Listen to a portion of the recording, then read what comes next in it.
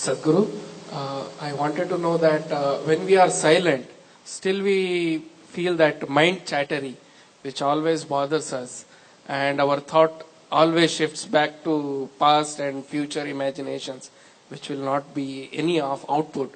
How to get rid of it? A whole lot of thought about this thoughtlessness. Thoughtlessness, no mind, these kinds of terms have been propagated all over the place, and these terms have been badly misunderstood and made into all kinds of things, and people are striving how to stop my mind. It took millions of years of evolution to get a mind of this kind of capability, isn't it? Millions of years of tremendous amount of nature's work that today you have a mind of this kind of scope. And now you want to stop it. Why is it that you want to stop it? If your mind was constantly producing absolute pleasantness for you, would you think how to stop this mind? Would you? No. It's producing a lot of unpleasantness. That's why you're thinking of how to stop the mind. This is the first thing, wherever you go in the world, this has gone so much into people's mind. If you tell them you meditate, they say, "But Sadhguru, I'm not able to stop my mind." I said, that will happen only after you stop your kidneys, liver, heart. You stop all these things, then the mind will also stop. Do you want it to stop? No. Then why do you want the mind to stop? Why do you have such a horrible prejudice against the mind? You don't mind if your heart is beating, you can meditate. You don't mind if your liver is working, you can meditate. Your kidneys are functioning, you can meditate. If your brain functions, you can't meditate, what is the problem? You seem to have something against intelligence, isn't it? This is the conspiracy of the stupid against human intelligence, that to meditate means your brain must be frozen. No. You don't have to freeze your brain. We were looking at this yesterday itself. We will initiate you into Shambhavi.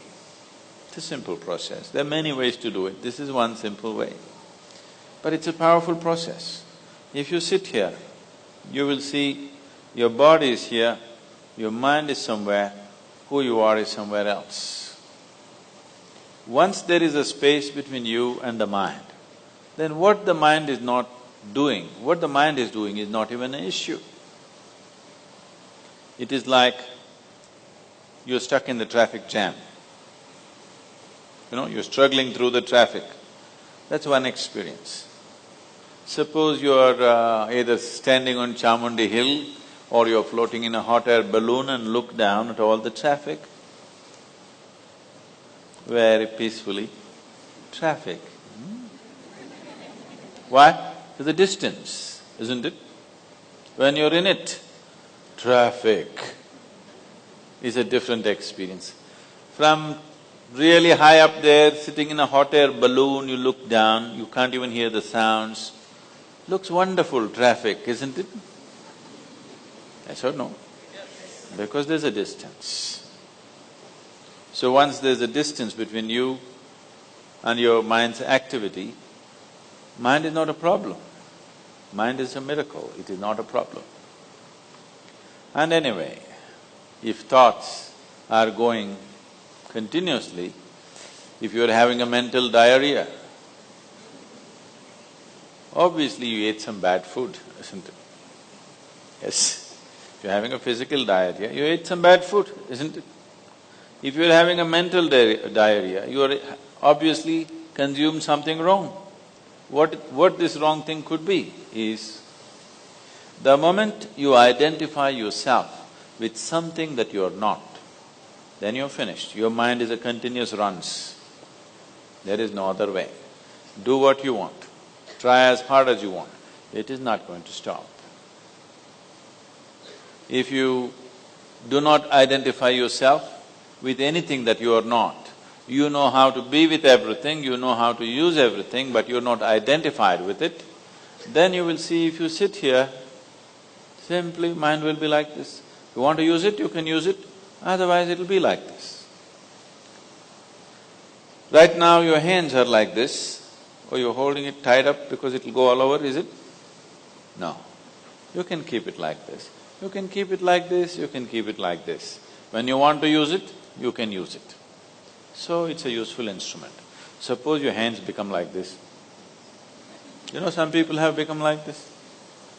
Yes or no? If it becomes like this, you will become ridiculous, isn't it? If it happens to your mind, also you're equally ridiculous.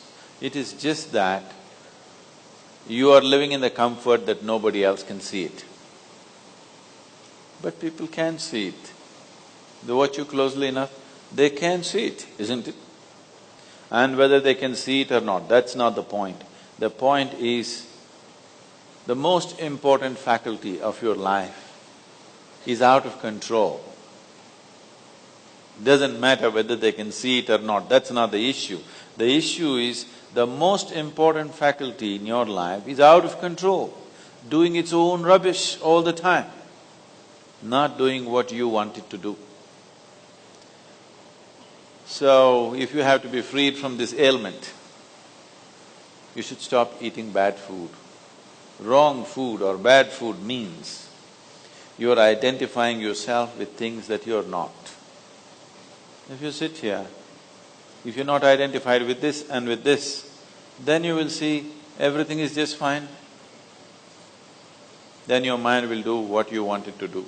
Otherwise, it will simply hang there, and that's how it should be. Mind should not be telling its own stories all the time. It should tell the story that you want it to tell, isn't it? Otherwise, it's quite a nuisance.